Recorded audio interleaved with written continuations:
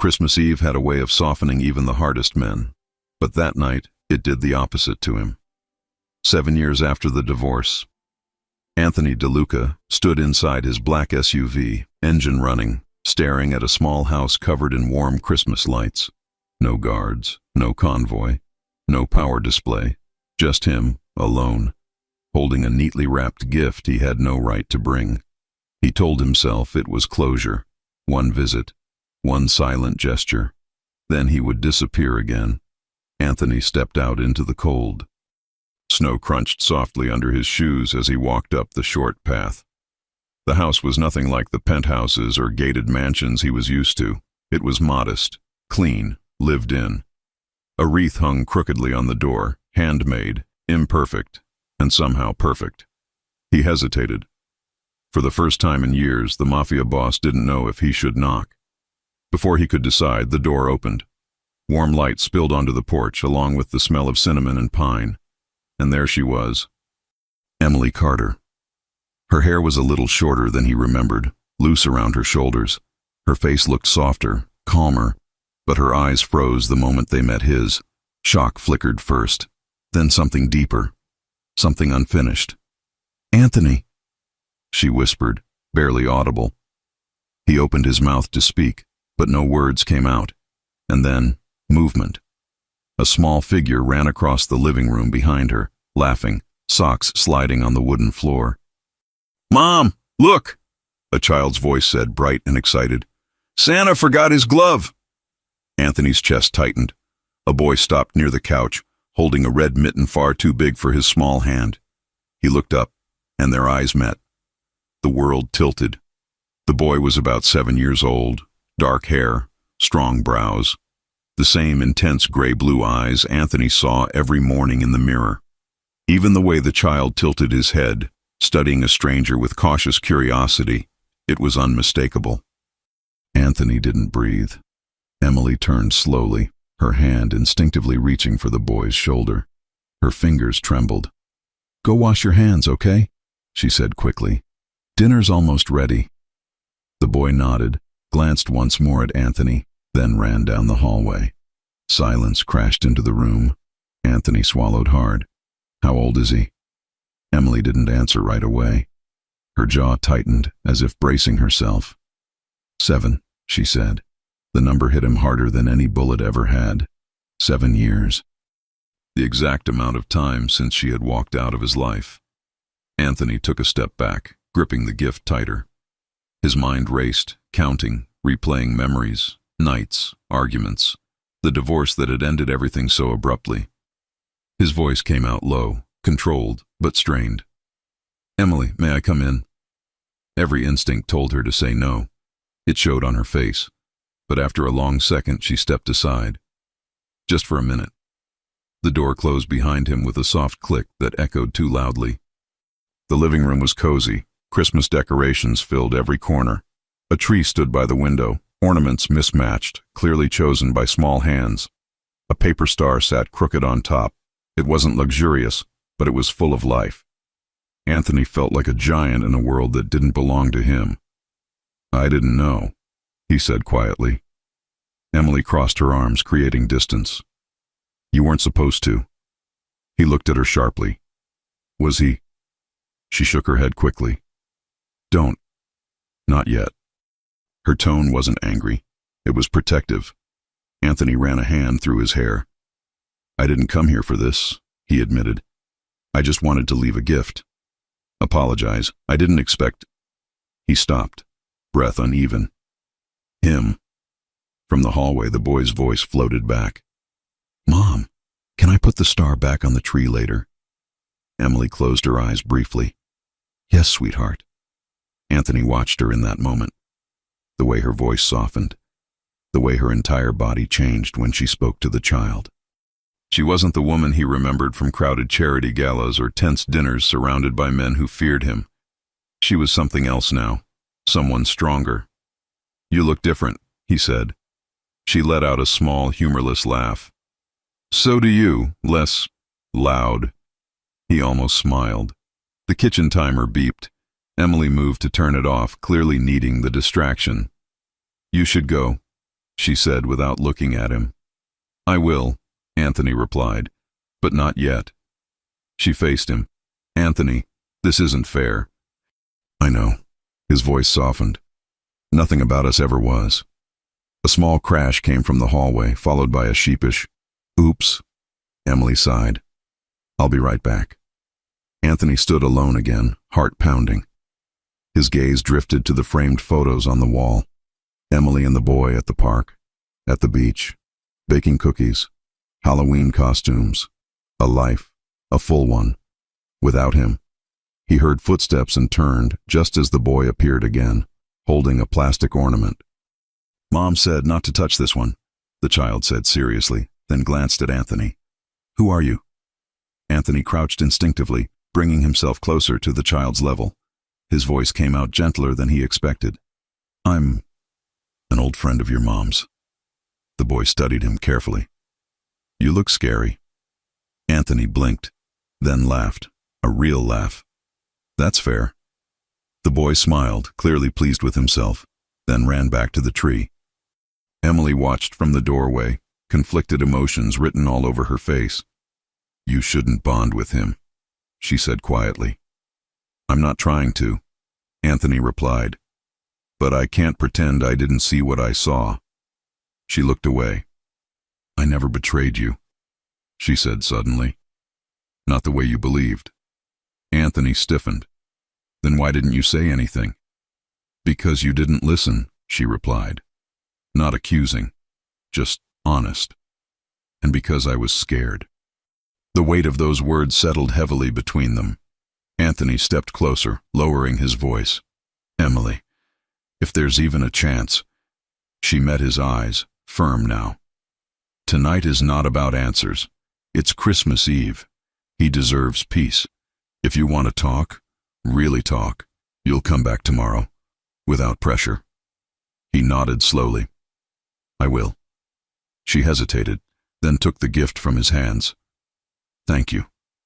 As Anthony turned to leave, the boy's voice rang out again. Mom? Yes, honey? Is Santa coming back? Anthony paused at the door. Emily smiled softly at her son. Yes, he always comes back. Anthony stepped into the cold night, heart pounding harder than it ever had in his dangerous world. For the first time in 7 years, he didn't feel powerful.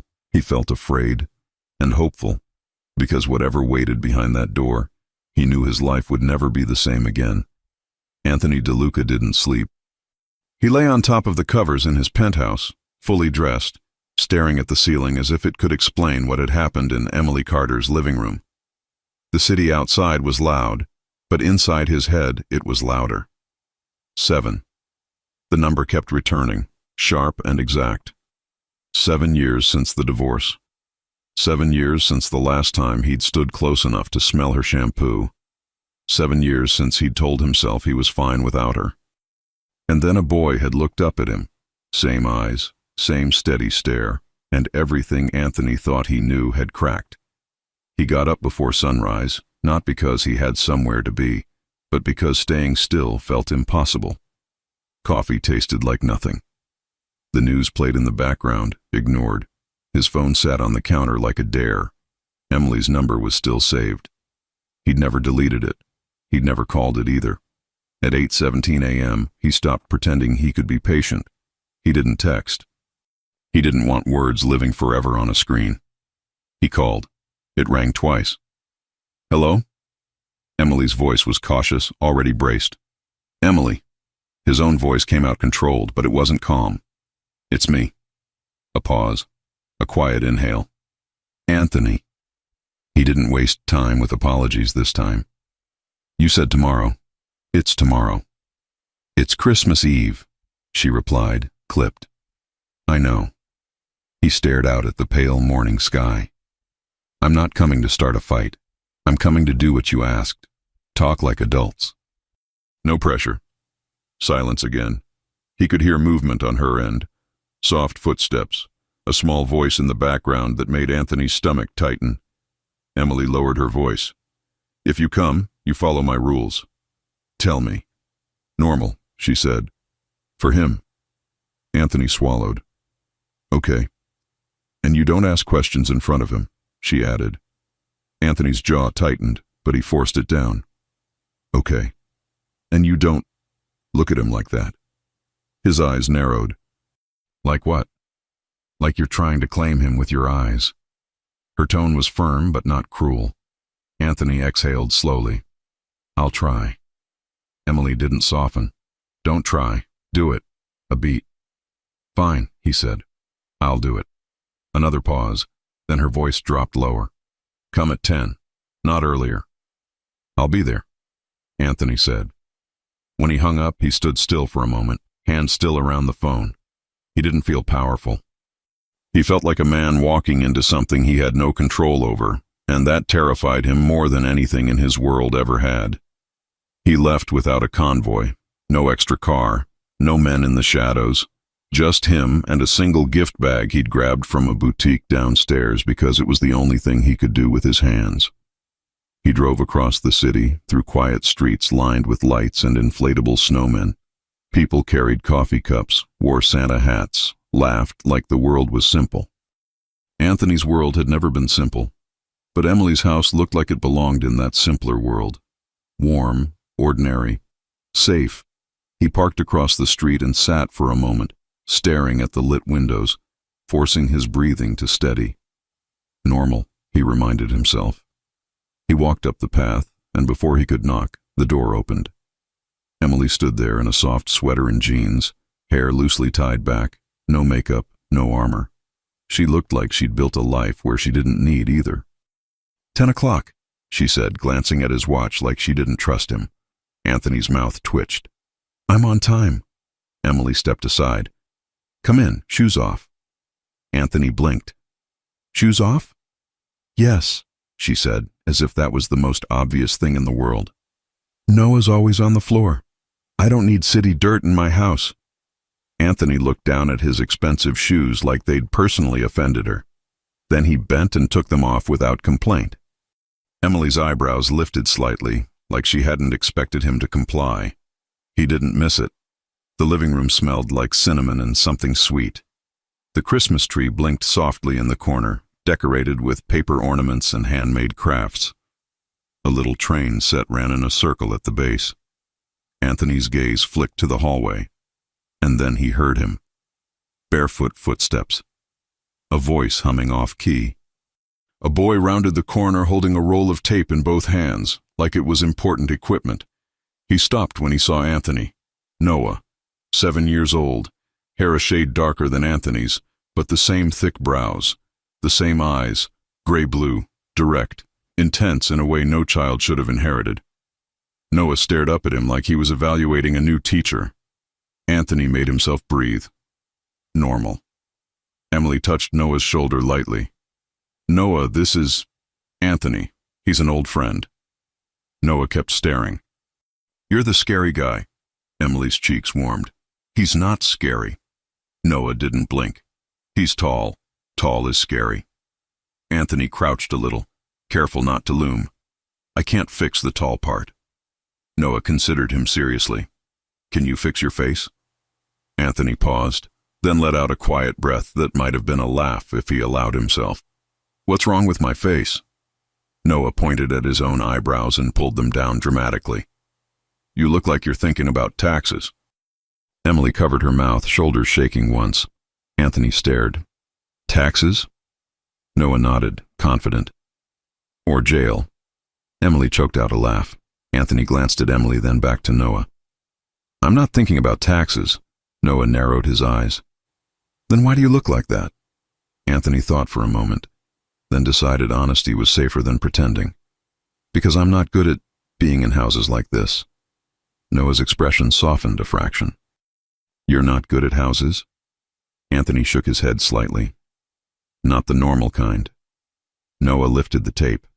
We're fixing the star. It keeps falling. Anthony stood slowly. Show me. Emily's eyes widened. Anthony. Noah grabbed Anthony's sleeve like he'd known him for years. Come on. Anthony let himself be pulled because resisting felt wrong. Noah climbed onto the couch with the confidence of a kid who believed couches existed for climbing. He reached up toward the star on top of the tree, stretched, failed, then looked at Anthony like the solution was obvious. "You're tall," Noah said. Anthony stepped closer to the tree. "Careful. That's what I've been told." Noah handed him the tape. "Fix it." Anthony took the tape like it was a weapon he should respect. He leaned in, securing the star with calm precision, fingers steady. Noah watched closely. "Wow. You did it fast." Anthony pressed the tape down. "I'm good at fixing things." Noah tilted his head. "Do you fix feelings?" The question hit harder than it should have. Emily froze behind them. Anthony turned slowly to look at the boy. His throat tightened. He forced his voice to stay even. "I'm trying to." Noah nodded like that answer made sense. "Okay." Emily exhaled quietly, almost like she'd been holding her breath. Anthony turned back to the tree, keeping his hands busy. "There, the star won't fall now." Noah clapped once. "Victory." Emily crossed her arms, trying to look stern. "You can't just recruit him into home repairs." Noah looked at her like she was the unreasonable one. "He's tall. We're using his talents." Anthony's mouth twitched. "It's a fair strategy." Emily gave Anthony a look that said, "Don't encourage him." Anthony couldn't help it. He lifted his hands slightly in surrender. "I'm not encouraging. I'm participating." Noah grinned. "See? He's learning houses." Emily sighed, but her eyes softened for a split second before she caught herself. "Kitchen," she said briskly. "We're making cookies."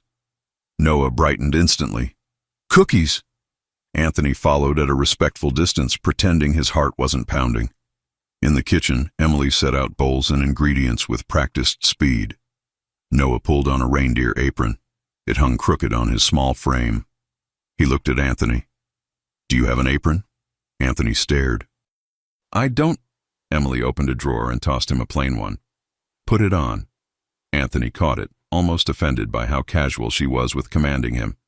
He tied it around his waist and immediately did it wrong. Noah watched, then shook his head like a disappointed manager. "No." Anthony blinked. "No?" Noah walked up and grabbed the strings, tightening them properly. "There." Anthony held still like a statue while a 7-year-old fixed him. Emily's lips pressed together as if she was fighting a smile. "He's right. You did it wrong." Anthony looked at her. "I noticed." Noah handed Emily a measuring cup like he was running an operation. "Mom does the eggs, I do the sugar. Anthony does the stirring." Anthony nodded slowly. "Understood." Emily raised an eyebrow at Noah. "Since when are you the boss?" Noah pointed at his apron. "I have uniform authority." Emily muttered, "He gets that from someone."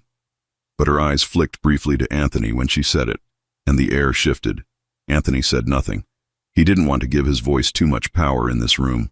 Noah dumped sugar into the bowl. Half landed inside. The rest dusted the counter like snow. Emily inhaled. "Noah." Noah stared at the sugar like it had betrayed him. It jumped. Anthony picked up a cloth without being asked and wiped the counter. "Sugar doesn't jump. It waits for you to mess up." Noah gasped. "That's rude."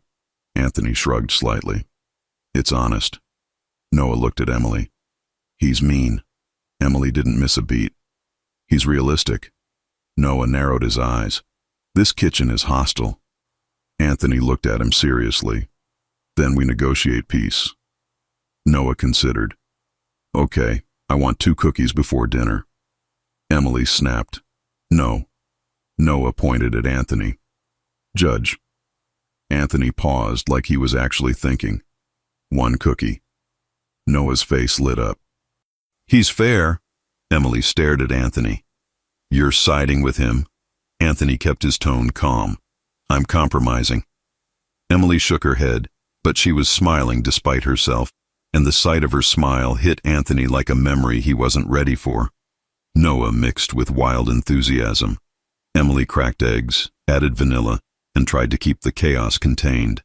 Anthony stirred slowly, steady hands doing their best with a task that shouldn't matter, but somehow did, because it was normal. Because it was something Emily had been doing without him for 7 years. Noah reached for the spoon. "Taste test," Emily said. 1. Noah dipped the spoon into the dough and immediately offered it to Anthony like it was a ceremonial offering. Try. Anthony hesitated, then leaned in and tasted. His eyebrows lifted slightly. Noah watched him like a judge again. Well? Anthony swallowed. Good. Noah grinned. We're talented. Emily corrected. He means you're messy. Noah ignored her and leaned closer to Anthony. Do you live in a big house? Anthony glanced at Emily, then back to Noah. Yes. Noah's eyes widened. Does it have a slide? Anthony blinked. A slide? Noah nodded eagerly. From your room to the kitchen. Emily pinched the bridge of her nose. Noah.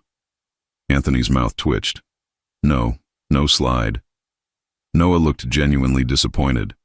Then what's the point? Emily laughed out loud, quick, surprised, and Anthony's gaze snapped to her. He hadn't heard that sound in years. For a second she looked like the woman he used to know, the one who laughed with her whole face. Then she caught herself and looked away, focusing on the cookie tray like it had offended her. Emily slid the tray into the oven and set the timer. Her hands moved with purpose. Her voice stayed practical. We're going to Grandma's later. Noah's excited. I want no tension. Noah yelled from the living room. I am very excited. Emily called back. Inside voice. Noah replied. This is my inside voice. Anthony let out a quiet breath that might have been laughter. Emily glanced at him. Don't laugh. Anthony lifted a hand slightly. I didn't. Emily narrowed her eyes. Your face did. Anthony nodded slowly, as if accepting defeat. Fine. The timer ticked. The kitchen warmed. Noah ran in and out, grabbing sprinkles, arguing that red sprinkles were stronger than green ones. Emily corrected him. Anthony listened like he was learning a new language. At some point, Noah brought in a snow globe and shook it violently. Emily warned. Careful. Noah ignored her. Look, tiny city. He held it out to Anthony. Do you have a city? Anthony stared at the snow globe, then at Noah. Not in a globe. Noah frowned. That's sad. Anthony replied, dead serious. It is. Noah nodded, satisfied. You should get one. Emily couldn't stop herself. She laughed again, softer this time. Anthony looked at her like he wanted to hold that sound in his hands. When Noah disappeared again, Emily finally turned to Anthony, lowering her voice. You're doing okay. Anthony's eyes held hers. I'm trying. Emily's expression sharpened. Don't try, remember? Anthony gave a small nod. I'm doing. Emily studied him, suspicious of how easy he made it look. But Anthony wasn't relaxed. His body was controlled, yes, but there was a tightness under it, like he was holding back a storm of questions. Emily leaned against the counter. You're not allowed to ask. Anthony's jaw flexed. I know. Say it, Emily insisted. Anthony met her eyes. I won't ask in front of him. Emily's shoulders eased slightly. Good. Anthony's voice dropped quieter. But you were going to tell me tonight. Emily's stomach tightened. Yes. The simple word felt like stepping onto thin ice. Noah ran back in, holding a roll of ribbon, and promptly tripped over it. He caught himself at the last second and declared, I meant to do that. Emily said, Sure. Noah pointed at Anthony. Did you see my rescue move? Anthony nodded solemnly. Very impressive. Noah leaned in closer. You should clap. Anthony clapped once, slow and serious. Noah beamed like he'd won an award. Emily watched them and felt her chest ache with something she didn't want to name. Because Anthony didn't look like he was acting. He looked like he was trying to fit himself into a picture he had missed. And a dangerous part of Emily wanted to let him. By afternoon, the house was full of small, ordinary moments that somehow felt huge. Noah insisted Anthony help him build a tiny cookie village on a plate. Anthony placed gumdrops with the careful precision of a man signing contracts. Noah approved each placement with intense seriousness. Emily washed dishes, pretending she wasn't watching. When the cookies cooled, Noah forced Anthony to taste one and rate it. Anthony said, 10. Noah narrowed his eyes. That's too easy. You have to say why. Anthony paused. Because it tastes like Christmas. Noah stared for a beat, then whispered dramatically, That was beautiful. Emily rolled her eyes, but her lips curved. Noah insisted on playing Christmas music. He danced badly on purpose and tried to teach Anthony. Anthony stood stiffly at first. Noah grabbed his hands and moved them side to side. No, like this. Anthony tried, awkward and careful. Emily laughed again, genuine, helpless. And when Anthony looked at her, something in his eyes softened so much it made her breath catch. For a second, the room felt too small, too warm, too intimate. Emily busied herself with wrapping paper to avoid the way her body still reacted to Anthony's presence. She cut tape too quickly and it stuck to her finger. Great, she muttered. Anthony stepped closer. Here.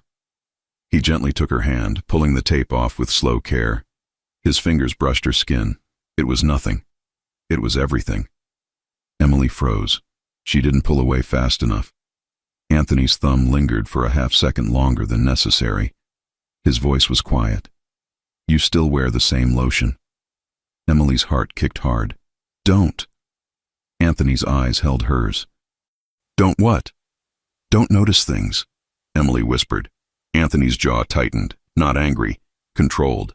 I can't help noticing you. Emily's breath caught. Noah yelled from the living room. Mom! Anthony! Come see! Emily pulled her hand back quickly, forcing herself to move. Coming! They walked into the living room. Noah had lined up toy cars in a perfect row. This is the parade, Noah announced. They're going to the North Pole. Anthony nodded like this was serious business. Do they have permits? Noah blinked. Permits? Emily laughed. Anthony didn't even look embarrassed. He kept his face serious on purpose. Noah pointed to one car. That's the leader. Anthony leaned closer. What's his name? Noah whispered. Captain Snow. Anthony nodded. Strong name. Noah looked pleased. You're good at this. Emily watched the interaction, half amused, half overwhelmed. This was what Anthony could have been. If life had gone differently. If the divorce hadn't happened. If. Emily cut off the thoughts. They were dangerous. At 4:30 p.m., Emily's phone rang. Her mother. Emily answered, keeping her tone light. Hi, Mom. Her mother's voice was warm. You still coming? Yes. A pause, then quieter. I saw a black SUV out front earlier.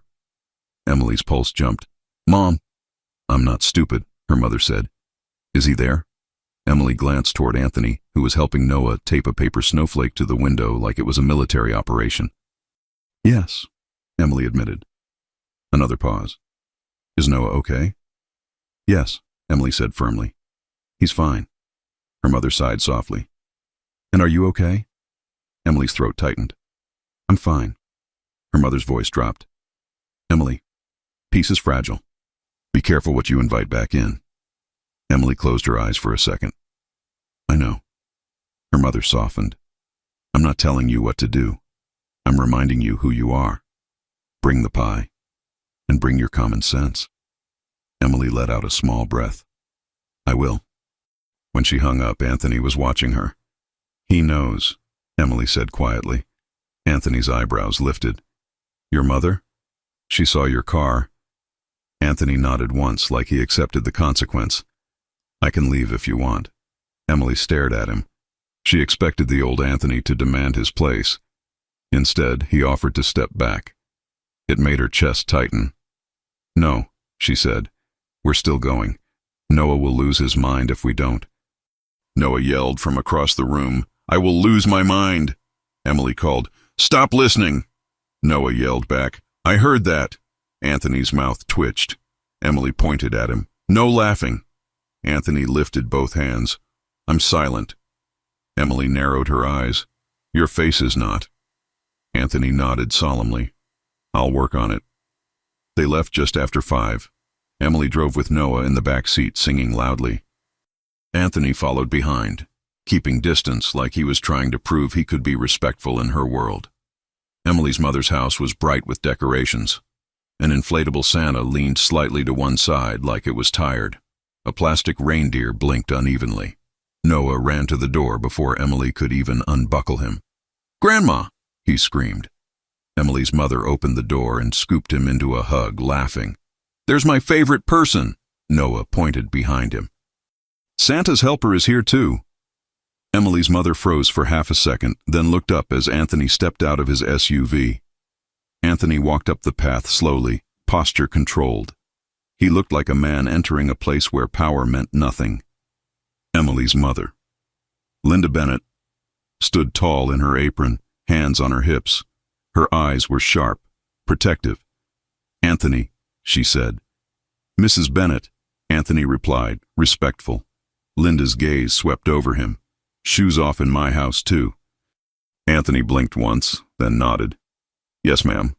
Noah whispered loudly to Emily. "He's obedient." Emily whispered back, "He's learning." Inside, the house was warm and loud. Emily's stepfather, Tom Bennett, stepped out of the kitchen holding a dish towel and a skeptical expression. Tom's eyes landed on Anthony and stayed there. "Anthony," Tom said, calm but guarded. "Tom," Anthony replied. Tom looked at Emily briefly, then back at Anthony. "Didn't expect to see you."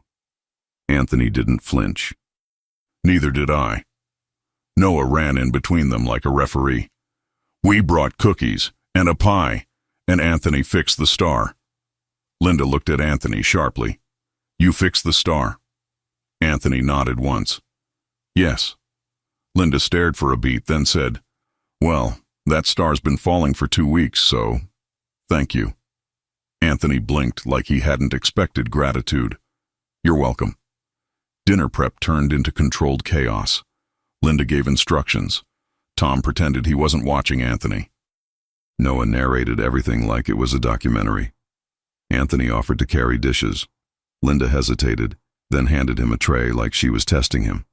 Anthony carried it carefully. No attitude. Tom watched closely. Noah ran up to Anthony and whispered, "Grandpa doesn't trust you." Anthony replied quietly, "That's fair." Noah nodded. "You have to earn it." Anthony looked at him. "I'm trying." Noah lifted a finger. "No, you have to do." Anthony paused, then nodded once. "You're right." Emily overheard and felt her throat tighten. Noah climbed onto a chair at the table and declared, "We're all eating together because it's Christmas Eve and the rules are different." Linda sighed. "Who taught you that?" Noah pointed at Emily. "Mom said it." Emily corrected, "I did not." Noah shrugged. "Your eyes said it." Anthony's mouth twitched. Linda looked between Emily and Anthony, then said to Emily, "Your kid is dramatic." Emily replied dryly, "He gets it from someone." Linda smirked. "He gets it from you." Anthony didn't speak, but his eyes stayed on Emily like he agreed with Linda in a way that was too personal. Dinner was surprisingly normal. Noah told stories. Linda laughed. Tom relaxed slightly when he saw Anthony wasn't trying to dominate the room. Anthony listened more than he spoke, responding to Noah with calm patience that didn't feel forced. At one point, Noah spilled water. He froze, eyes wide like the world had ended. Anthony grabbed napkins instantly and wiped it up before Noah could panic. "It's fine," he said. Noah stared at him. "You didn't yell." Anthony's eyebrows lifted. "Should I?" Noah thought hard.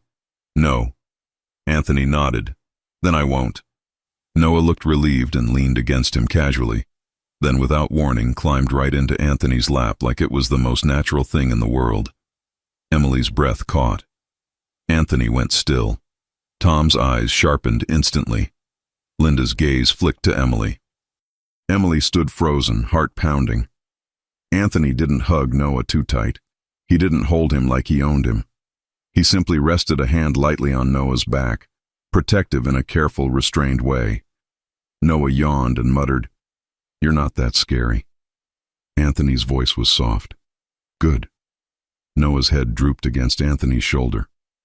Emily watched the scene like it was a dream she didn't know if she deserved. Because Noah looked safe. and Anthony looked human. The Christmas movie played in the background. Noah fell asleep fully, breathing slow and steady, still on Anthony's lap. Anthony didn't move. Linda approached quietly and looked down at Noah, then at Anthony. "You can put him in the guest room." Anthony's voice came out low. "He's comfortable." Linda studied him for a long moment, then nodded once. "Fine, but don't you dare let him fall." Anthony replied softly, "I won't." Emily swallowed hard. Tom walked over, calm but firm. "Emily." Emily stepped closer, heart hammering. Tom looked at her gently, then glanced at Anthony. "If you two are going to talk, do it quietly. No drama. Noah deserves peace." Anthony met Tom's gaze without arrogance. "Agreed." Tom nodded once and walked away. Linda also retreated into the kitchen, purposely giving them space. Emily bent and carefully lifted Noah from Anthony's lap, carrying him down the hallway to the guest room. She tucked him in, kissed his forehead.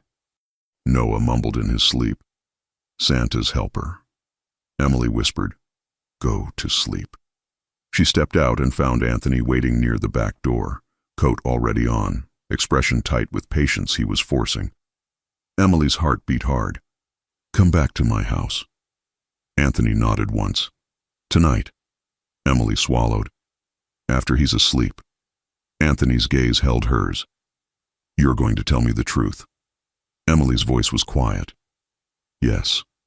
Anthony took one step closer, stopping just short of touching her. "Emily, if you tell me what I think you're going to tell me." Emily's breath caught. "Then everything changes." Anthony's eyes darkened, not with anger, something deeper. "And you're still making me wait." Emily forced herself to hold his gaze. "Because I need to know you can be in his life without turning it into a war." Anthony's jaw tightened. He nodded slowly. "I can." Emily whispered, "Prove it." Anthony's voice dropped. "I'm trying." Emily's eyes narrowed. "No." Anthony paused, then corrected himself, softer. "I'm doing." Emily's chest tightened. Anthony leaned in slightly, voice low and careful. "If I kiss you right now, will you regret it?" Emily's breath caught hard. For a second she couldn't speak. And that silence was the most dangerous thing between them. She stepped back first, not because she didn't want it, because she wanted it too much. "Come," she said, voice tight. "We're going. Before I change my mind about letting you back into my house." Anthony's eyes held hers for a beat longer than necessary. Then he nodded once. And as they walked out into the cold night together, Emily felt it, clear and unavoidable. Tonight wasn't just a conversation. Tonight was the moment she would say the truth out loud. And Anthony DeLuca would decide what kind of man he was going to be after he heard it. Emily's house felt different at night. Not because the Christmas lights blinked softer or because the neighborhood got quieter, though it did. It felt different because Anthony DeLuca stood inside it again, near her coat rack, watching Emily lock the door like he was trying to memorize every detail of a life he'd never been allowed to touch. Noah was asleep in the guest room at Linda's house. Emily had carried him to the car with a blanket wrapped around him like a burrito, and Noah had mumbled "Santa's helper" the whole way home.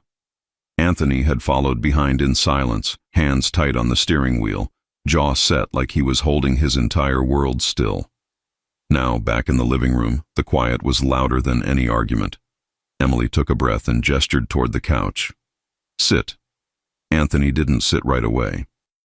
He looked toward the hallway, as if he expected Noah to run out again and save them from whatever this was. Then he finally lowered himself onto the couch, careful, like even the cushions might judge him. Emily didn't sit beside him. She stayed standing for a moment, arms crossed, facing the tree instead of him. It was a tactic. If she looked into his eyes for too long, she might lose control of her own voice. Anthony spoke first, low and restrained. "He fell asleep on me." Emily nodded once, still not turning. "He falls asleep on anyone who stays still long enough." Anthony's mouth twitched, but he didn't smile. "So you're saying I'm furniture?" Emily finally looked at him. I'm saying Noah is easy to love. The words landed sharply, even though she hadn't meant them as a weapon. Anthony's gaze dropped for a second, then came back up. You did it alone. Emily swallowed. Yes. Silence returned, thick and heavy. Emily moved toward the kitchen, not because she needed anything, but because she needed motion. She grabbed 2 glasses and filled them with water, hands steady even though her heart wasn't. Anthony watched her. You're stalling. Emily set the glasses on the coffee table and sat in the armchair across from him, putting distance between them on purpose. I'm breathing. Anthony nodded once. Okay. Emily exhaled slowly. Before we talk about him, I need you to understand something. Anthony's voice stayed calm, but the strain showed in his eyes. Tell me. Emily held his gaze. You don't get to be angry in my house. Anthony blinked. Emily, I'm serious, she cut in, firm. No yelling, no slamming doors, no threats. No, I'll handle it like you used to. Anthony's jaw tightened. Then he nodded once, controlled. I won't. Emily studied him to see if he was performing. Anthony added, quieter. I'm not here to scare you. I'm here to understand. Her chest tightened at the word understand, because 7 years ago, that was what she had needed, and he hadn't given it. Emily's voice dropped. Good. Anthony leaned forward slightly. Is he mine? Emily's throat tightened. The question was direct, and somehow it still felt like stepping off a cliff. She didn't answer right away. Anthony didn't push. That alone startled her. Emily stared at the lights on the tree. You remember the divorce? Anthony's eyes didn't leave her. Every detail. Emily swallowed. You think you do? Anthony's jaw flexed. Emily. She held up one hand. Let me say it my way, or I won't say it at all. Anthony exhaled slowly. Okay. Emily's voice stayed steady, simple, not poetic. The night you left that courthouse, I went home alone. Anthony's gaze tightened. Emily continued, forcing herself not to soften. I didn't go to anyone. I didn't run into someone else's bed. I didn't do anything you accused me of. Anthony's eyes flickered. I never... You did, Emily said, not loud, just clear. You didn't say the words, but you believed them. You looked at me like I was dirty. Anthony's expression shifted with pain. He didn't deny it. Emily's hands clenched around her own knees. 3 days after the divorce, I got sick in the morning. Anthony went perfectly still. Emily watched his face tighten, like the pieces were assembling against his will. I didn't want to believe it, she went on.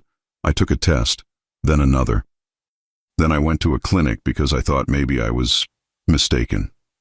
Anthony's voice came out rougher than before. And you weren't. Emily shook her head once. No. The room felt too quiet. Even the tree lights looked louder. Anthony's eyes locked on hers. Why didn't you tell me? Emily's laugh was small and sharp. You want the honest answer? Yes. Emily leaned back slightly, forcing herself to stay in control. Because you had already decided who I was. Anthony's jaw tightened. I would have... Emily cut him off again, firm. You would have done what you always did. You would have taken over. Anthony stared at her. Emily continued, voice steady. You would have put men outside my door. You would have demanded I move into a place I didn't choose. You would have turned my pregnancy into a security operation. And you would have told yourself it was love. Anthony swallowed hard, his hands clasped tightly together. I would have protected you. I know, Emily said quietly. That's the problem. You didn't know how to protect me without controlling me. Anthony's eyes darkened, not angry, something heavier. So you ran. I didn't run, Emily said, sharper. I left. Anthony's voice dropped. With my child. Emily's breath caught. She didn't answer, and the silence answered for her. Anthony stared at her, chest rising slowly. You're telling me he is. Emily shook her head quickly, still trying to hold the line. I'm telling you the timing. I'm telling you the truth about me. Anthony's jaw clenched. Emily. Her voice softened, but she kept it firm. I never slept with anyone else while we were together. I never cheated. That part is simple. Anthony's eyes flickered like a man hearing air after drowning. Emily continued, quieter. The rest wasn't simple. Anthony leaned forward, elbows on his knees, like if he sat still enough he could stop his own emotions from taking over. Say it. Emily swallowed hard. I didn't do a paternity test. Anthony froze. What? Emily's cheeks warmed with defensive frustration. Don't say it like that. How else am I supposed to? Anthony stopped himself. He closed his eyes for a second, taking a slow breath, and when he opened them, his voice was controlled again. Why didn't you do it? Emily's shoulders lifted slightly. Because I didn't need a paper to tell me what my eyes already told me. He's yours. Anthony's breath caught. Emily kept going because if she stopped, she might not finish. But I didn't want to hand you a document. I didn't want to start a war in your world with a test result as the spark. Anthony's voice went low. A war. Emily nodded. You think I didn't see things, Anthony? I wasn't blind. I knew how people looked at me when they knew I was with you. I knew how fast your world could turn on someone. Anthony's face tightened. No one would have touched you. Emily laughed softly, no humor. You don't get it. Sometimes people don't touch you. They touch everything around you. Your job, your friends, your family. They make your life small until you can't breathe. Anthony stared at her, silent. Emily's voice dropped. I wanted Noah to have a life where the biggest emergency was spilled water and too much frosting. Anthony swallowed hard. So you chose a smaller life. Emily nodded. A safer one. Anthony's eyes flicked toward the hallway, toward Noah's room in her house. And did you love him alone for 7 years? Emily's chest tightened. Yes. Anthony's voice cracked slightly, almost imperceptible. Did he ever ask about his father? Emily stared at the tree for a second, because looking at Anthony felt dangerous. Yes. Anthony's hands tightened together. What did you tell him? Emily's throat tightened. That his dad wasn't ready, that sometimes adults make mistakes, that it wasn't his fault. Anthony flinched like the words hit somewhere tender. Emily added softer. He's smart. He stopped asking after a while. Anthony's eyes lowered. Because he assumed the answer. Emily didn't correct him. Because the truth was, Noah had built his own story, one where Emily was enough, one where the missing father was a blank space he learned to live with. Anthony stared at his hands. You should hate me. Emily's voice came quiet. I did. For a while. Anthony looked up sharply. Emily continued, honest. But hate is exhausting. And I had a baby. So I stopped. Anthony's jaw tightened. And now? Emily exhaled. Now I'm not sure what I feel. Anthony's gaze held hers. It was intense but not aggressive. Tell me. Emily's voice dropped. I feel angry that you're here and it feels familiar. Like my body remembers you, even when my brain doesn't want to. Anthony's throat moved as he swallowed. Emily. She continued anyway, because it was the truth. I feel scared that Noah will get attached, and then you'll disappear again. Anthony's eyes hardened with determination. I won't. Emily lifted a hand. Don't promise. Anthony stopped himself mid-breath. He nodded once. Okay, I won't promise. Emily studied him. Then what will you do? Anthony's voice was low, steady. I'll show you. Emily's chest tightened at the simplicity. It sounded like something he would have said years ago, but this time he wasn't using it to end the conversation. He was offering it as a plan. Emily leaned back, exhaling slowly. There's more. Anthony's eyes sharpened. Tell me. Emily's hands tightened on the armrest. The reason you thought I cheated, it wasn't random. Anthony went still. Emily continued, careful. I didn't just wake up one day and decide you didn't trust me. Something happened. Anthony's jaw flexed. What happened? Emily's voice stayed simple. Someone wanted us apart. Anthony's eyes narrowed slightly. Who? Emily shook her head. I never knew for sure. Anthony's gaze stayed locked on her. Emily. She forced herself to keep going. I had a friend back then, a woman from one of the charity events. She was always around, always smiling too much. Anthony's face tightened, as if he already knew the name she hadn't said. Emily continued. She showed me photos, messages, something that looked like proof. Anthony's voice went colder. Of you. Emily nodded. Of you, with someone else. Anthony froze. Emily's voice stayed steady. I didn't believe it at first. But the timing. The way you were gone. The way you came home exhausted and distant. Anthony's jaw tightened. I was working. I know, Emily said quietly. But I was alone. And then you accused me first. Anthony stared at her, silent, breathing slow. Emily's voice shook slightly for the first time. It felt like you had already decided to leave me, so I left first. Anthony's voice came low, controlled. Those photos. Emily nodded. I later realized they were manipulated, not fully fake, just framed. Cropped, timed, enough to poison the air. Anthony leaned back, eyes dark. Why didn't you come to me? Emily's answer came quickly. Because you didn't come to me. Anthony's expression shifted, pain, regret, the weight of it sitting heavy in his shoulders. Emily exhaled. I'm not telling you this so you can hunt someone down. Anthony's jaw tightened, then he forced it loose. I won't do anything reckless. Emily stared at him. This is me asking for the first time, please. Anthony held her gaze, then nodded once. Okay. Emily didn't know if she believed him, but she heard the effort.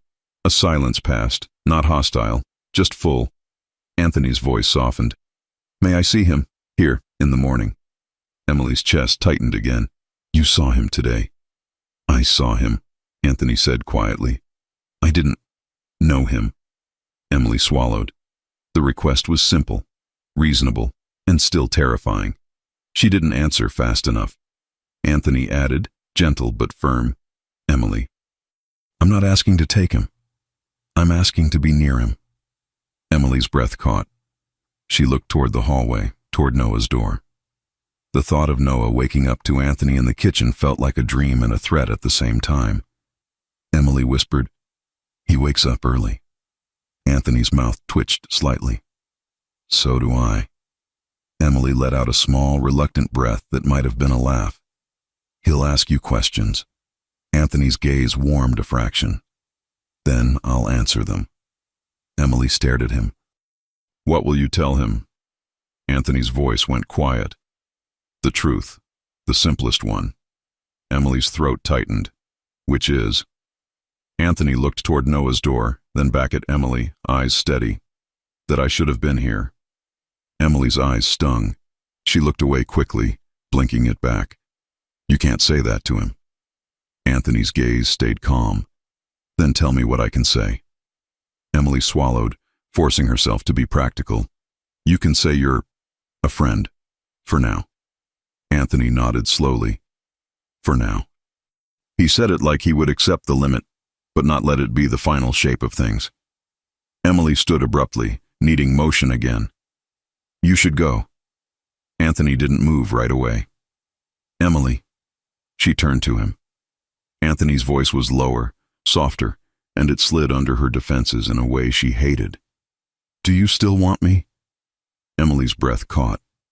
She hated the question, because it didn't belong in this conversation, and because it belonged in every conversation they'd ever had. She forced herself to answer honestly, without giving him too much. I want what I used to have. Anthony's eyes held hers. We can't go back. I know, Emily whispered. Anthony stood slowly, and for a second the room felt smaller. He didn't touch her. He didn't corner her. He simply stopped close enough that she could smell him, clean, warm, familiar. Anthony's voice dropped. Then we go forward. Emily's pulse thudded hard. She should have stepped back, She should have ended it. Instead, she stayed still. Anthony's hand lifted, hesitated, then gently brushed a loose strand of hair away from her face. The touch was light, respectful, but it sent heat through her anyway. Emily's voice came out quiet. "Anthony." He looked at her like he was asking permission without words. Emily's breath shook slightly. Then from the hallway, a soft noise, Noah shifting in his sleep, pulled reality back in. Emily stepped away, heart pounding. "Go." Anthony's jaw tightened, but he nodded. "Okay." He moved toward the door, then paused with his hand on the knob. Without turning around, he said, "Tomorrow morning, can I bring breakfast?" Emily blinked, caught off guard. "Breakfast." Anthony's voice stayed calm. "Pancakes, eggs, something normal." Emily stared at his back. The Mafia boss offering pancakes like an apology. It was so absurd it almost made her smile. Almost. Emily answered carefully. "Noah likes pancakes." Anthony nodded once. "Then pancakes." He opened the door, cold air rushing in, then looked back at her one last time. His eyes were steady, serious. "Emily," he said softly, "if he is mine, I'm not leaving again." Emily's chest tightened. She whispered, "Don't promise." Anthony held her gaze. "Then watch what I do." And then he stepped out into the night, leaving Emily standing in her living room with the tree lights blinking, her heart racing, and one terrifying question circling in her mind.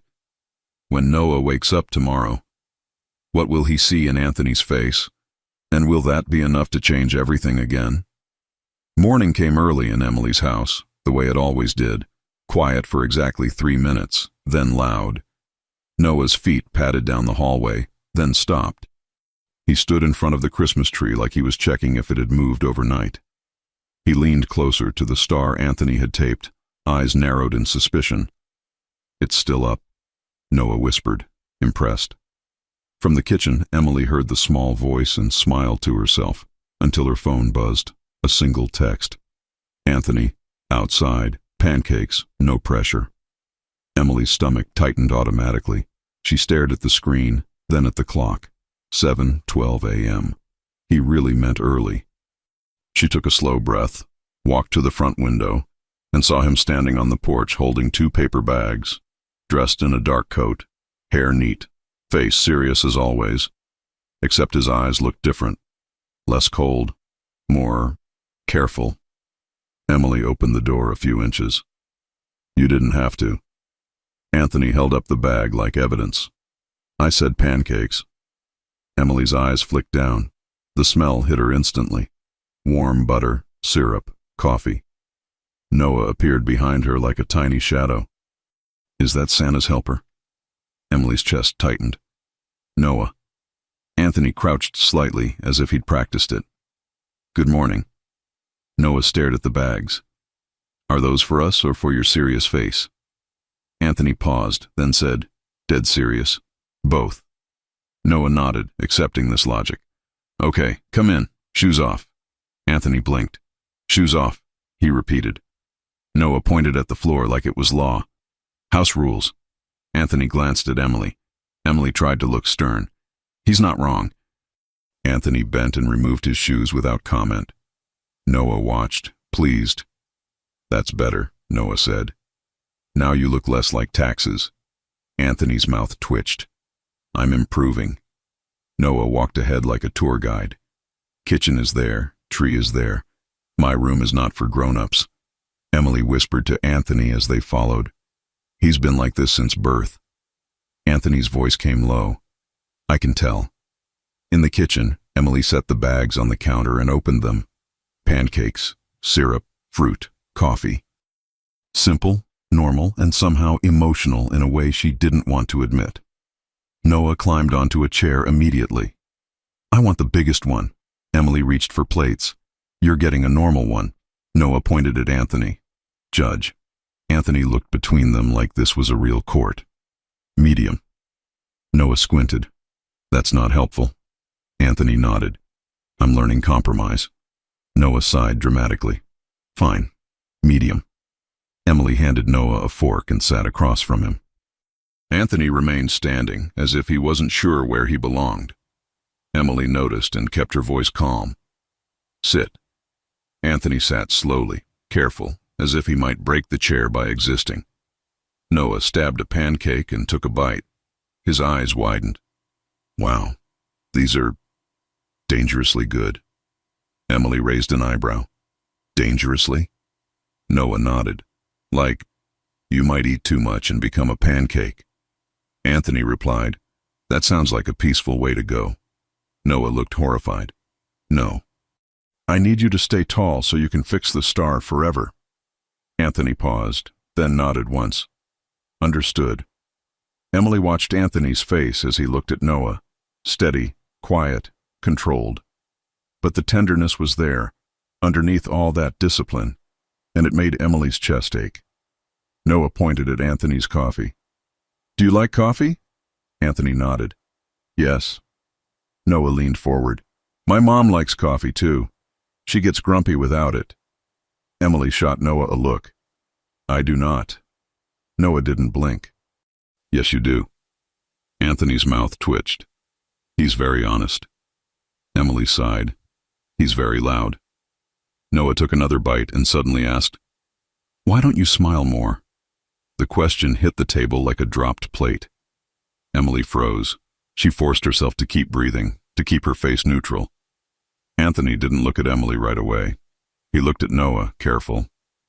I'm not used to it. Noah tilted his head, not used to smiling. Anthony's voice stayed steady. Not used to being in a place where it's easy. Noah thought about that, chewing slowly. Then he nodded like he understood, even if he didn't fully. You can practice here. Anthony's throat moved as he swallowed. Okay. Noah's eyebrows lifted. That was easy. Emily's grip tightened on her mug. Anthony glanced at her then, just for a second, and she saw it.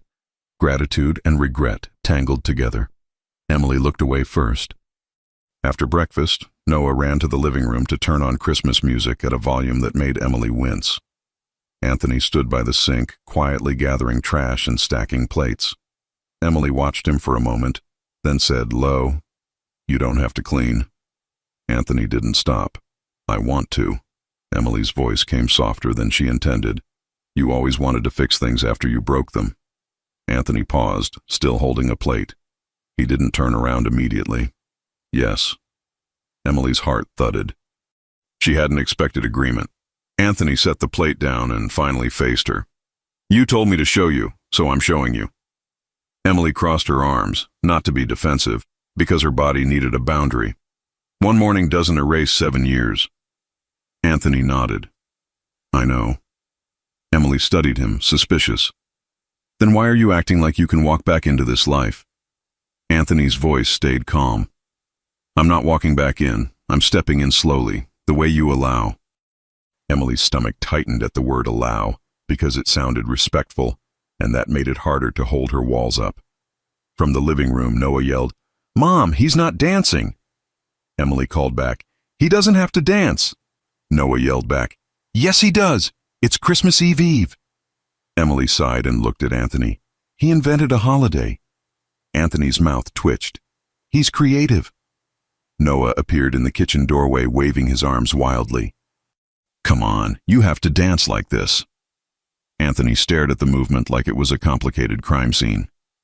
Emily couldn't help it. She laughed, short and real. Anthony's gaze snapped to her laugh like it was a sound he'd been starving for. Noah grabbed Anthony's hands again and tried to force him into motion. Anthony moved stiffly, awkward, clearly terrible at it. Noah stopped and stared. You dance like a robot. Anthony replied, I'm efficient. Noah shook his head. No, you're tragic. Emily laughed again, louder. Anthony looked at her, and for a second, his serious face softened into something that almost looked like a smile. Emily's breath caught. Noah pointed. There, that. Do that again. Anthony blinked. Do what? Noah clapped. Smile. Anthony's mouth tightened like he wasn't sure how to do it on command.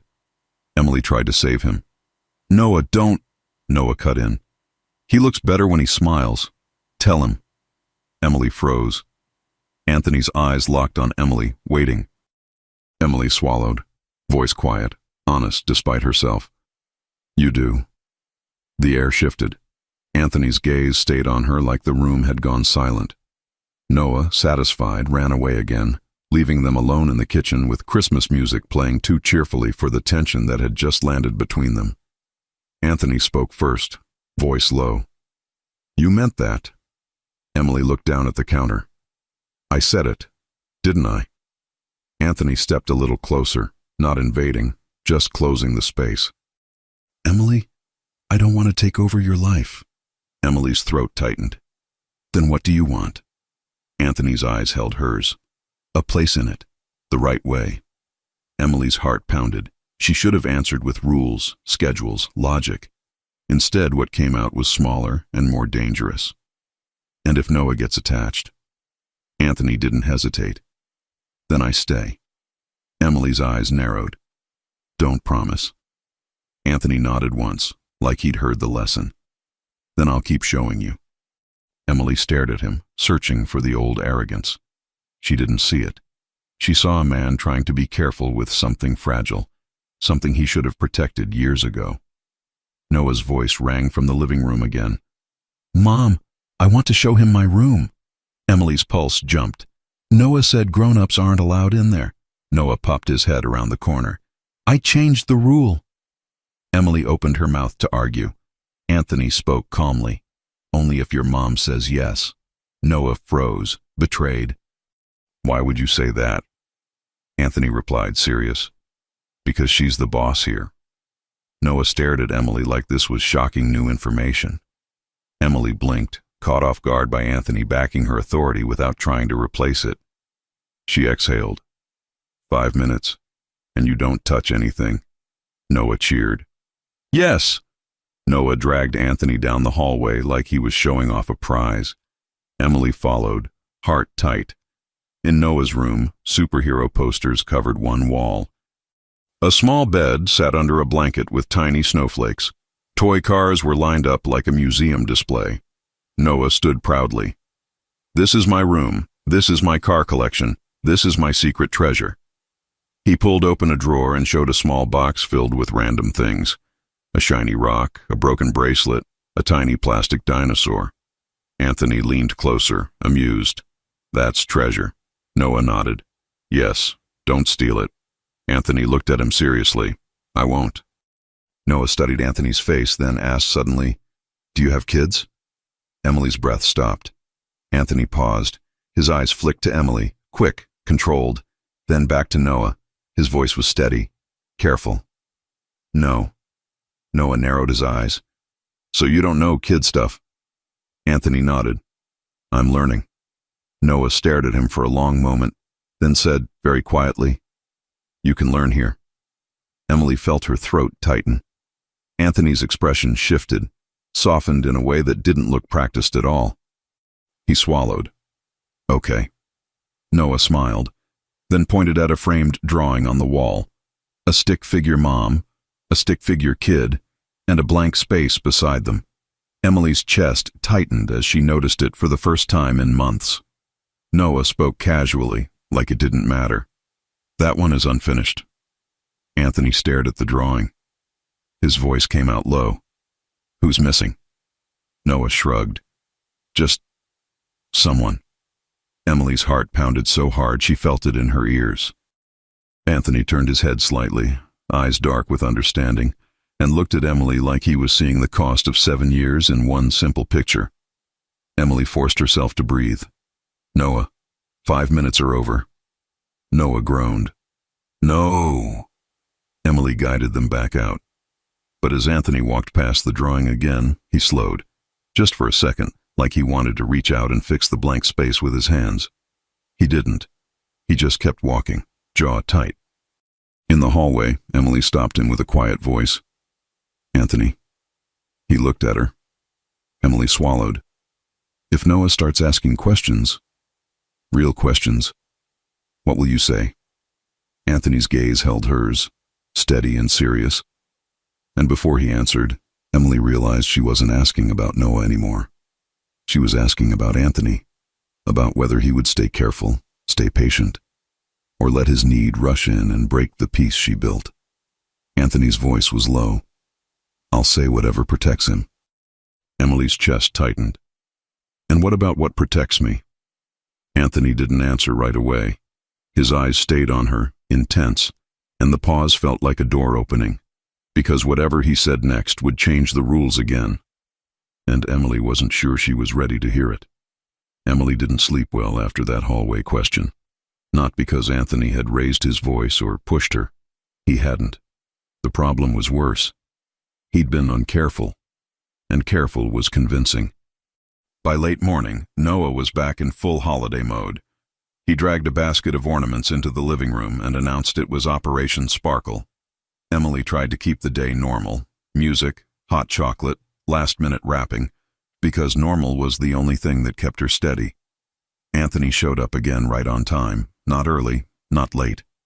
He carried a small paper bag and a larger box, both from a toy store. Noah spotted him first and ran to the door like a tiny security guard. "Shoes off!" Anthony sighed like it was the strictest rule he'd ever faced. "Yes, sir." Noah corrected him immediately. "No. Yes, Captain." Anthony looked at Emily as if asking if he should salute. Emily tried not to smile. "Just do what he says." Anthony nodded. "Understood, Captain." Noah beamed and dragged him inside. "Show me the box." Anthony set it down and opened it carefully. Inside was a snow globe, one with a small city, lights, and tiny falling snow when you shook it. Noah froze, eyes wide. "You got one." Anthony kept his voice serious. "You said it would make me less scary." Noah picked it up with both hands, awed. "It worked." Emily laughed once, surprised again by how quickly Anthony could slide into humor without forcing it. Then she caught herself. She didn't want the day to feel too easy. They spent the afternoon on small things. Anthony helped Noah tape paper snowflakes to the windows, straight lines, perfect spacing, like it was a mission. Emily wrapped presents at the coffee table. Every few minutes, Noah tried to sneak extra candy canes. Every few minutes, Emily said no. Every few minutes, Anthony stayed quiet, watching how their rhythm worked. At some point, Noah ran to his room to get markers, leaving Emily and Anthony alone near the tree. Emily didn't look at him right away. She focused on the lights, on the ornaments, on anything but the memory of his fingers brushing her hair the day before. Anthony broke the silence gently. "I've been thinking about what you asked." Emily's shoulders tightened. "Which part?" "What protects you?" Anthony said.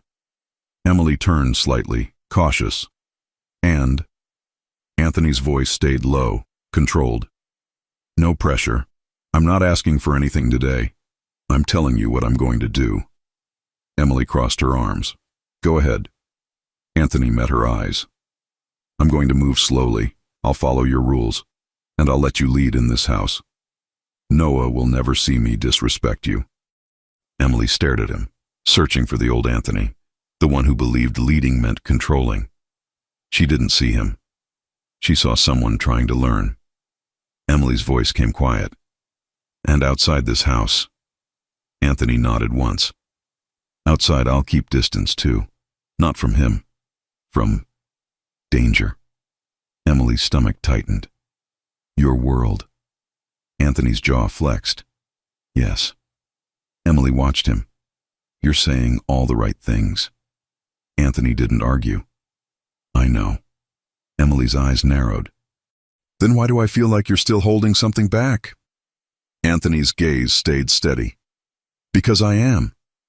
Emily's heartbeat picked up. "What?" Anthony took a slow breath.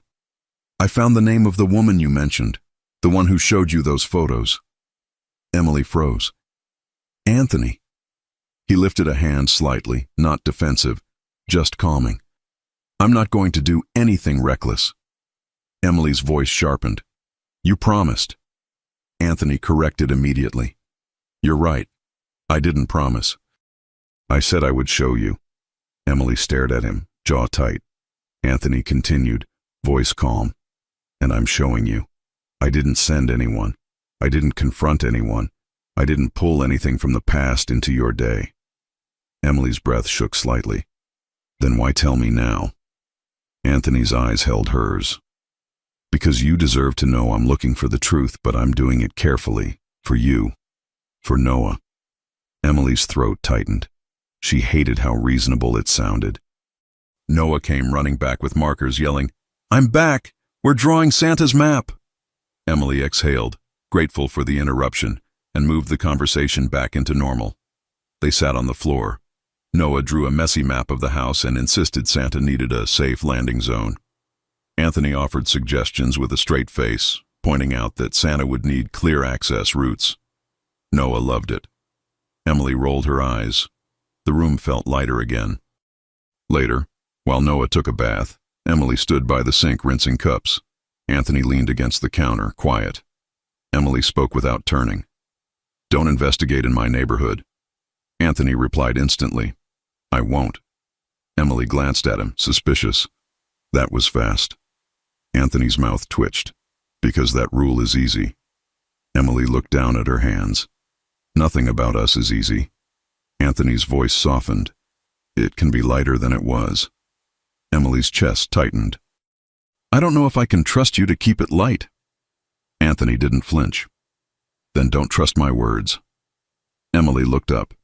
Anthony held her gaze. "Trust what you see." The silence stretched again, warm, dangerous. Emily forced herself to speak practically. "Noah's going to start asking more questions." Anthony nodded. "I know." Emily swallowed. "And when he does, you can't make him feel like he missed something because of him. You can't make him feel guilty." Anthony's eyes sharpened with seriousness. "I would never." Emily's voice softened slightly. "Then what will you say?" Anthony paused. "I'll tell him I met his mom a long time ago, that I cared about her, that life got complicated, and that I'm here now." Emily's heart pounded. "That's not bad." Anthony's gaze stayed on her. "And I'll tell him you did a good job." Emily's throat tightened. "Anthony." He stepped closer, stopping where he always stopped, just short of touching her. "Emily, I see what you built. I'm not here to break it. I'm here to fit into it." Emily stared at him, pulse loud. Then Noah's voice shouted from the hallway, "Mom, I'm a prune." Emily blinked. "What?" Noah yelled again. "I'm wrinkly, like a prune."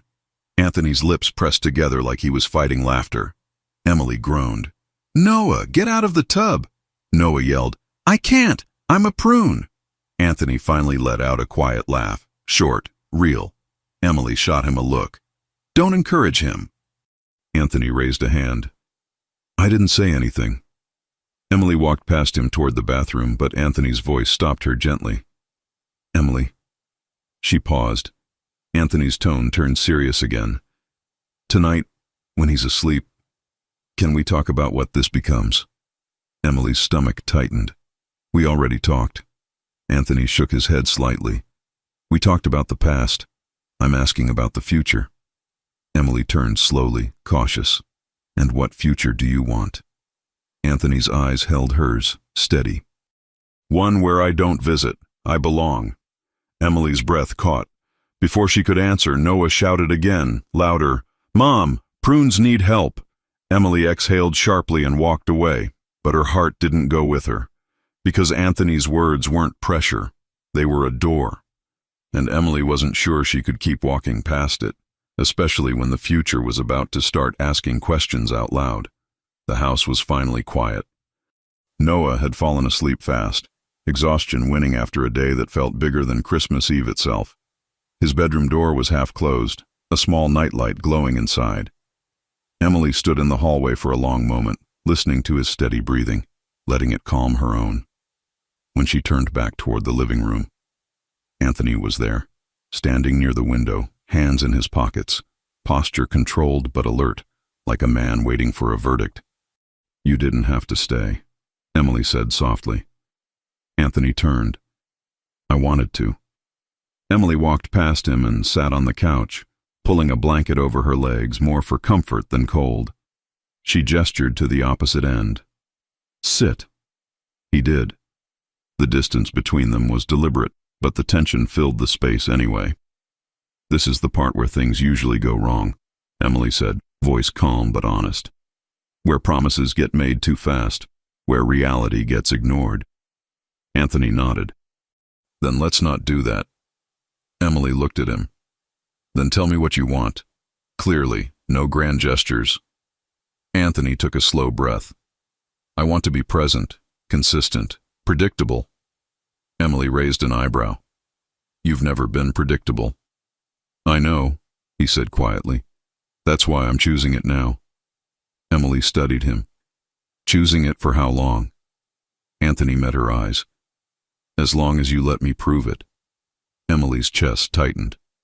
"You still haven't said the hardest part." Anthony didn't hesitate. "I want to be his father." The words landed softly, but they shook the room. Emily looked down at her hands. "Wanting isn't enough." "I know," Anthony replied. "That's why I'm not asking to step in overnight." Emily looked up sharply. "Then what are you asking?" Anthony leaned forward slightly, elbows on his knees. "Structure, boundaries, a plan you control." Emily blinked, caught off guard. "You'd let me control it?" "Yes." The answer came without hesitation, and that scared her more than resistance would have. Emily stood and began pacing slowly, thinking out loud because silence would only trap her. Noah doesn't need sudden changes. He needs routine, familiarity. He needs to trust you before he attaches. Anthony nodded. "I agree." Emily stopped in front of him. "And if he does attach, you don't get to disappear. Not for business, not for pride, not for old habits." Anthony's gaze sharpened with seriousness. "I won't." Emily lifted a hand. "You don't promise." Anthony corrected himself immediately. "I commit." The difference mattered, Emily swallowed. "And my role doesn't change." Anthony looked confused. "Why would it?" Emily's voice grew firmer. "I don't become secondary. I don't get overridden. I don't become the soft one while you decide what's best." Anthony stood slowly, careful not to crowd her. "Emily, you are his anchor. I see that. I respect it." Her throat tightened. "You didn't always." Anthony's voice lowered. "I see it now." Emily searched his face for arrogance, for impatience. She didn't find it. She found restraint. "That scares me," she admitted quietly. Anthony's brow creased. "Why?" "Because if you mess this up," Emily said, voice tight, "it won't just hurt me." Anthony's eyes softened. "I know." Emily exhaled, the weight of 7 years pressing on her chest. "He's going to ask questions, soon." Anthony nodded. "I'm ready." "No," Emily corrected. "You think you are." Anthony accepted that without argument. "Then guide me." Emily stared at him. "You're really doing this?" Anthony's voice was steady. "Yes." She turned away, walking toward the kitchen, needing space to breathe. Anthony didn't follow. That mattered too. Emily leaned against the counter, gathering herself. "If we do this, it starts small." Anthony replied from where he stood. "Tell me how." Emily counted on her fingers. "You show up when you say you will. You leave when I say it's time. You don't undermine rules. You don't bring gifts to compensate for absence." Anthony nodded with each point. "Understood." Emily added quieter. "And you don't tell him you're his father until I say so." Anthony's jaw tightened, but he nodded. "Okay." Emily turned to face him again. "That's the hardest one." Anthony's voice was low. "I know." Emily hesitated. "And when that moment comes, it has to be about him, not about you reclaiming something." Anthony met her eyes. "It will be." Emily searched his face one last time. Then she said it. "You can come tomorrow morning." Anthony blinked. "Tomorrow." "Breakfast," Emily clarified. "Again, nothing special." Anthony's mouth twitched slightly. "Pancakes again?" Emily shrugged. "He'll expect them now." Anthony nodded. "Then pancakes." Emily watched him carefully. "You don't look relieved." Anthony exhaled slowly. Because I know this is just the beginning. Emily nodded. Good. Silence settled between them. Different now. Less sharp, more intentional. Anthony stepped closer, stopping at the familiar boundary. Emily, can I ask you something that's not about him? She hesitated, then nodded. One thing. Anthony's voice softened. Do you still see a future where we're more than this arrangement? Emily's breath caught. She answered honestly. I don't know. Anthony didn't push. That's enough for now. Emily studied him. You're changing. Anthony's gaze stayed on her. So are you. The words weren't romantic. They were true. Emily glanced toward the hallway again, toward Noah's room. If this works, it changes everything. Anthony nodded. I'm counting on that. Emily walked him to the door. The porch light cast a soft glow over his face, making him look less like a man of shadows and more like someone waiting to be let in. He paused before stepping outside. Emily. She met his eyes. Anthony said quietly, Thank you for trusting me this far. Emily swallowed. Don't thank me yet. Anthony nodded, accepting the warning. As the door closed behind him, Emily rested her forehead briefly against it, breathing out slowly. Tomorrow wouldn't be easy. Nothing about this would be. But for the first time in 7 years, she wasn't protecting a future alone. And that thought, terrifying as it was, felt a little like hope. Christmas Eve arrived like a held breath. Emily woke before Noah, not because she wanted to, but because her mind refused to stay quiet. She stood in the kitchen in soft morning light, staring at the tree from across the room, listening to the stillness and trying to decide what kind of day this would be, a day that stayed safe or a day that changed everything. At 7:03 a.m., her phone buzzed. Anthony, outside, pancakes, no pressure. Emily let out a slow breath, walked to the window, and saw him on the porch again. Same dark coat, same serious face, but something in his posture looked different. Not tense, grounded. She opened the door. You're consistent, she said, as if she needed to test him. Anthony held up the bag. You asked for predictable. Noah's footsteps thundered down the hallway. He skidded into the entryway wearing pajama pants and messy hair, blinking like he'd been powered on suddenly. Pancakes? Emily tried to keep her tone calm. Good morning. Noah ignored her completely and pointed at Anthony. You came back. Anthony crouched slightly. I said I would. Noah narrowed his eyes, suspicious.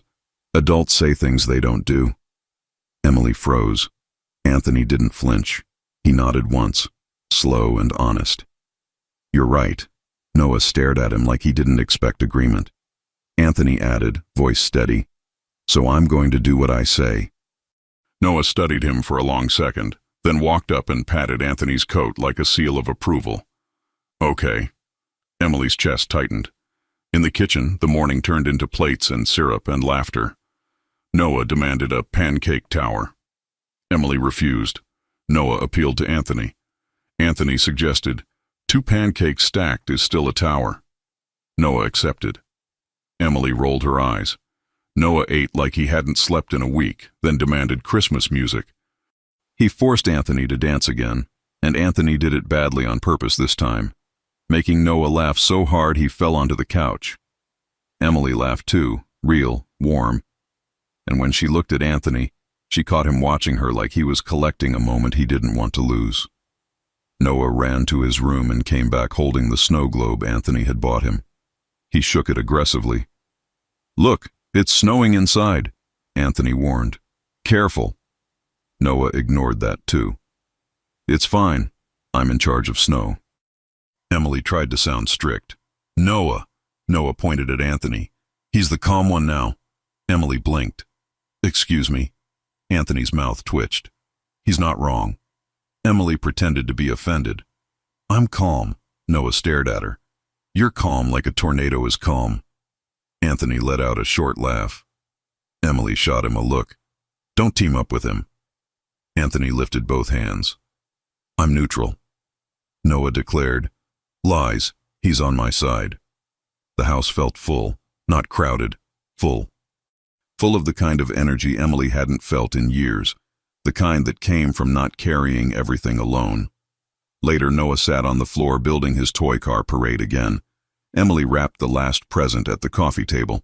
Anthony helped, but helping mostly meant holding tape while Noah gave orders like a tiny general. Then Noah stopped mid-sentence, staring at Anthony like a thought had landed. Why do you come here? Noah asked suddenly. Emily's heart jumped. Anthony didn't look at Emily first. He looked at Noah, careful, steady. Because your mom is important to me, Anthony said simply. Noah's eyes narrowed. Like, girlfriend important? Emily nearly choked. Anthony's eyebrows lifted. That's a strong question. Noah shrugged. I'm 7. I can ask anything. Emily swallowed, trying not to panic. Noah, Anthony spoke calmly. Your mom and I knew each other a long time ago. Noah leaned forward. Did you fight? Anthony paused. We made mistakes. Noah stared. Did my mom cry? Emily froze again. Anthony's answer came quiet and honest. Yes. Noah's face tightened, protective. That's bad. Anthony nodded. It was. Noah asked, did you make her cry? Emily's pulse hammered. Anthony didn't dodge it. He didn't excuse it. He didn't blame anyone else. He said, yes. Emily's throat tightened. Noah looked at Emily, then back at Anthony. Then why are you here? Anthony held Noah's gaze. Because I want to do better. Noah was quiet for a moment, then asked, do you want to be my dad? The room went still. Emily's breath stopped. Anthony's eyes flicked to Emily, quick, asking permission without words. Emily's mind raced. It wasn't the moment she planned. It wasn't controlled. It wasn't safe. But Noah's face was open, curious, serious, and Anthony was steady. Emily swallowed and nodded once. Anthony turned back to Noah, voice low but clear. Yes, if you'll let me. Noah stared at him for a long time. Then Noah asked, are you going to disappear? Emily's chest tightened so hard it hurt. Anthony didn't promise. He didn't oversell. He didn't make it dramatic. He said, Noah, I'm going to show up. Every time I say I will. Noah's eyes narrowed. How do I know? Anthony looked at him serious. You watch me. Noah stared. Then he did something that made Emily's eyes burn. He scooted closer and rested his head lightly against Anthony's arm, casual like it was nothing, but it was everything. Okay, Noah said softly. But if you make my mom sad again, you're in trouble. Anthony's voice warmed. Fair. Emily pressed her lips together hard, blinking fast. Noah looked up at her. Mom. Emily forced her voice steady. Yes, honey. Noah said. Can he stay for Christmas? Emily's breath caught. She looked at Anthony. Anthony didn't speak. He didn't push. He waited, giving her the choice like she mattered more than his need. Emily swallowed. He can stay. Noah cheered and ran in a circle like a victory lap. Anthony exhaled quietly, relief and emotion flickering across his face too fast for him to hide. Later, Emily stood in the kitchen slicing fruit while Noah played in the living room. Anthony stepped closer, stopping at her boundary. You didn't plan that, he said softly. Emily shook her head. No. Anthony's voice was quiet. You were brave. Emily scoffed softly. I'm terrified. Anthony's eyes held hers. So am I. Emily's throat tightened. Don't ruin this. Anthony nodded once. I won't. Emily whispered, almost too quiet. I still care. Anthony's gaze softened. I know. Emily swallowed. No, you don't. Because if you did, you'd realize how much it scares me that I still want you. Anthony didn't move, but his eyes darkened with emotion. Emily. She turned to face him fully, voice steady but low. I'm not the same woman. Anthony nodded. I don't want the same story. Emily blinked. Anthony's voice softened. I want a better one. The words hit her chest like warmth. Noah yelled from the living room. Mom? Dad? Look! Emily froze. Anthony's head turned sharply. He said... Emily's eyes widened. He did! Noah ran in, holding the unfinished drawing from his room. The blank stick figure had been filled in, tall, serious, with a little smile. Noah proudly announced, "I finished it." Emily stared at the drawing, throat tight. Anthony's voice came out rough. "You drew me." Noah nodded. "Yes, but I made you nicer." Anthony swallowed hard. "Thank you." Noah pointed at the little smile. "See, you can do it." Anthony's mouth twitched into a real smile this time, small but unmistakable. Noah clapped. "Yes!" Emily laughed through the tightness in her throat. Noah held up the drawing like a contract. "So it's official. Christmas is 3 people now." Emily looked at Anthony, heart pounding, and saw something she hadn't seen in 7 years. Not power, not pride. Presence.